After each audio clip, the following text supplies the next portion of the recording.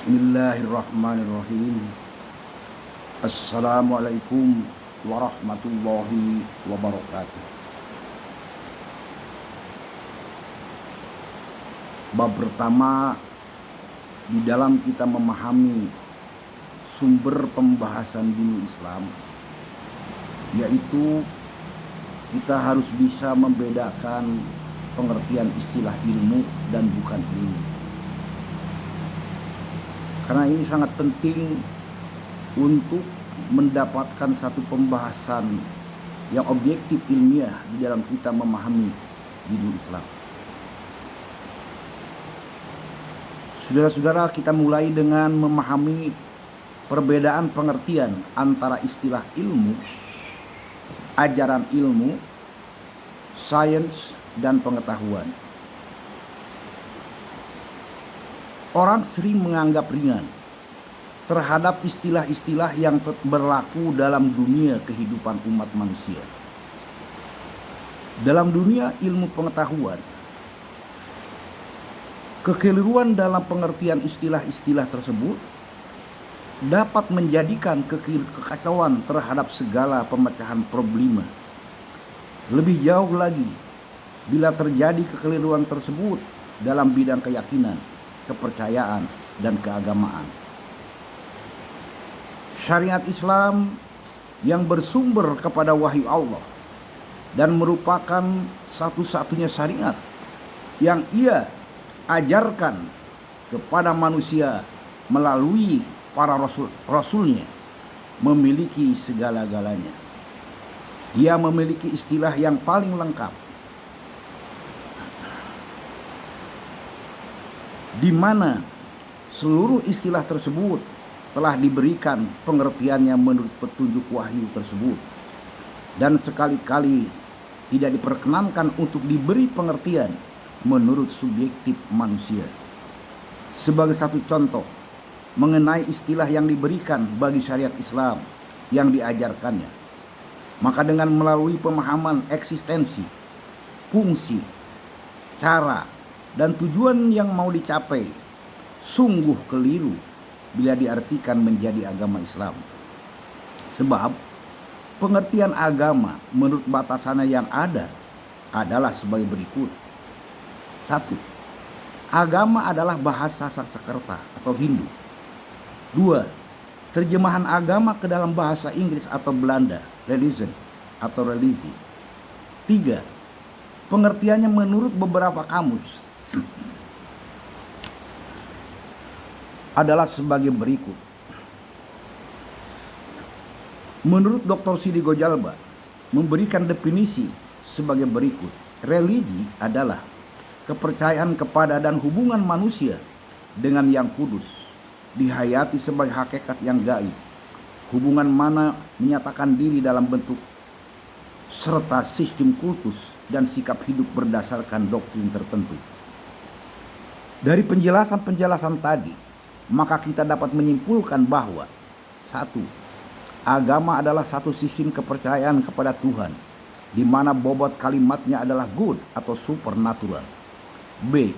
Agama adalah suatu sistem penyembahan kepada Tuhan di mana bobot sama dengan yang tersebut di atas.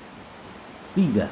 Istilah Tuhan biasanya memiliki sifat kegandaan atau plural dan diidentikan dengan benda atau kebendaan. 4. Istilah supernatural mengandung arti bagi setiap apapun yang dianggap mampu mengatasi segala macam kesulitan yang dihadapi manusia. Apakah keris bertuah, pohon besar yang rimbang, gua-gua yang seram, kuburan-kuburan yang dianggap keramat manusia-manusia yang memiliki kekuasaan tinggi, dukun-dukun dan lain sebagainya, di mana secara prinsip adalah yang berada di luar batas kemampuan manusia lainnya untuk mengatasi. Dia adalah good atau Tuhan dan atau agama yang akhirnya melahirkan cara-cara penyembahan tertentu.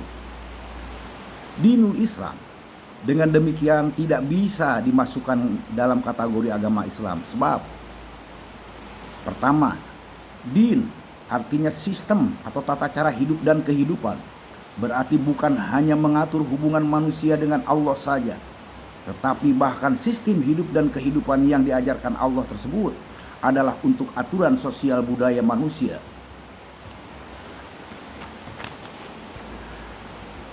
Selama di dunia ini, di mana masa nanti sudah tidak dibatasi untuk tidak dilukis dan dihayalkan dari sekarang, karena mustahil akan mampu tergambar. 2. Sumber pengambilan syariat Islam sekali-kali tidak dari gerak lantun alam ini, tetapi menurut konsepsi yang diajarkan Allah atau tanzil, tegasnya bukan hasil refleksi benda atau difleksi jiwa. 3. Agama bersifat kausalitas perban, hubungan sebab dan akibat gerak, sehingga melahirkan sistem penyembahan Si31 yang antara lain tumbuh sistem sesajen sebagai penyembahan dari manusia lemah terhadap supernatural. Itulah sebagian dari kekeliruan yang dilakukan. Bila kita salah menempatkan istilah, maka tumbuh suburlah tata cara hidup dan kehidupan yang jauh dari kebenaran syariat Islam yang seharusnya dilakukan. Demikian pula lah dengan 4 istilah yang dijelaskan pertama tadi. Pada bab pertama ini, orang dengan seenaknya saja menyamaratakan pengertiannya dengan pengertian yang mereka tetapkan sendiri, sehingga berakibat kekeliruan segala-galanya.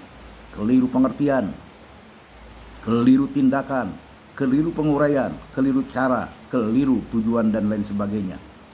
Secara prinsip, bagi kita sebagai umat Islam harus berpegang teguh dalam segala macam istilah yang dijelaskan sumber syariat Islam kepada pengertian menurut sumbernya, agar supaya objektivitasnya tetap terjamin. Kita mulai dengan memahami perbedaan-perbedaan yang terdapat di dalam 4 istilah tersebut. 1. Istilah ilmu menurut pengertian Al-Quran. Quran surat Al-Ahqaf ayat 23 menjelaskan, Qala innamal ilmu indallah. Nabi Hud berkata bahwa sesungguhnya ilmu itu hanya milik Allah saja. 2. Quran surat Al-Mulk ayat 26. Qul innamal ilmu indallah. Jelaskan oleh Muhammad bahwasanya ilmu itu hanya milik Allah saja. 3. Quran surat Al-Baqarah 231. Wa'lamu annallaha bikulli syai'in alim. Ketahuilah oleh kalian bahwasanya Allah sajalah yang memiliki ilmunya tentang apa saja dalam wujud ini. Batasan pengertian ilmu menurut Al-Quran adalah sebagai berikut. Ilmu adalah yang hanya ia Allah saja yang memiliki, menguasai, dan berwenang atasnya. 2. Sains. Istilah ilmu yang jelasnya hanya dimiliki oleh Al-Quran sering diterjemahkan secara keliru sehingga menjadi sains. Padahal bila diteliti sebaik mungkin, maka sungguh sangat jauh berbeda dalam segala-galanya. Sains memiliki pengertian sebagai berikut. Sains adalah rangkaian keterangan yang teratur, rapi, dan dalam keseluruhannya yang didukung oleh fakta atau kenyataan. Sumber pengambilannya adalah falsafah, baik falsafah Yunani dan ataupun falsafah selanjutnya yang keseluruhannya bersumber kepada Yunani dalam wujud idealisme dan materialisme atau naturalisme. Berarti subjek falsafah adalah manusia dengan jiwa atau akalnya, dan alam ini diperlakukan sebagai objek untuk mengetahui sesuatu yang diinginkannya. Metode yang digunakan untuk melahirkan sains adalah challenge dan respon, tantangan dan jawaban. Manusia ditantang oleh sesuatu, kemudian ia memberikan jawabannya, di mana semua itu akibat dari dorongan kebutuhan dirinya yang subjektif. Dengan melihat sejarah lahirnya sains, maka kita bisa menilai bahwa apa yang disebut sains adalah relatif. Selanjutnya yang disebut didukung oleh fakta, maka berarti sesuatu baru bisa disebut sains bila ada fakta atau kenyataan yang mendukungnya, baik fakta baik dan ataupun jelek atau buruk. Bila kita terjemahkan ilmu menjadi sains, maka harus seperti itulah konsekuensinya. Padahal Al-Quran dan Sunnah Rasulnya sekali-kali tidak demikian, dan bahkan sangat jauh sekali dari pengertian, cara, metode, tujuan, dan nilainya. Al-Quran sebagai ajaran ilmu Allah akan tetap memiliki keindahan, memiliki keabsolutan, diajarkan oleh Allah bukan karena tantangan dari kehidupan sosial manusia yang sudah semeraut, tetapi tanjil karena memang memenuhi rancangan pastinya dalam penciptaan manusia sebagai makhluk yang harus dibimbing oleh tata cara atau aturan atau undang-undang. Segala isi yang terkandung di dalamnya bernilai khair atau baik. Baik sekali, tidak ada yang batil. Perjalanan hidup manusia yang mengikuti segala ketentuan yang terkandung di dalam Al-Quran semata-mata demi perdamaian hidup manusia di antara sesama atau terhadap lingkungan alamnya. Allah sekali-kali tidak mengambil untung apapun dari segala laku perbuatan manusia. Walau ia ajarkan ilmunya ini untuk itu, berarti tidak salisun salasa. Sains adalah memberikan respon terhadap segala tantangan yang dihadapi, baik bersifat material dan ataupun kejiwaan. Mereka gunakan cara empiris, yaitu satu cara dengan tahapan-tahapan observasi, penelitian, pengamatan atau eksperien dan percobaan, terhadap mana akhirnya lahirlah pengetahuan atau knowledge. 3. Dengan demikian, maka pengetahuanlah hasil yang didapat dari eksperien dan eksperimen.